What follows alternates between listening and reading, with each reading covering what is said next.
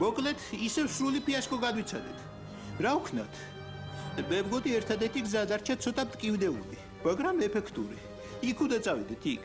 არა, მიშა, არავითარ შემთხვევაში. მე იქ არ წამოვა. სხვა გზა აღარა გვაქვს, გიგა.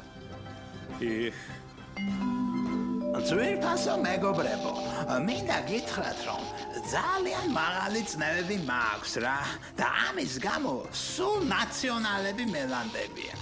იქნებ არც მელანდებიან, იქნებ მართლა მოვიდნენ, კაცო. რა იყო, ლუკა, ვერ დახურე გარები, რომ შემოლაგდა ყველა?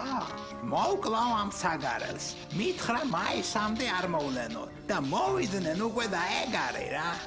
მითხარით, ასე ხომ არ შეიძლება, კაცო, რა ამბავი ეს, რა უბედურება. მაგრამ რადგანაც მოხვედით, ხო? კითხავთ მაინც. აი ძვირფასო მიშა, გიგა, ვანიჩკა. გულახდილად მითხარით. მამაშვილურად გეკითხებით რა. გვეშველება რამე?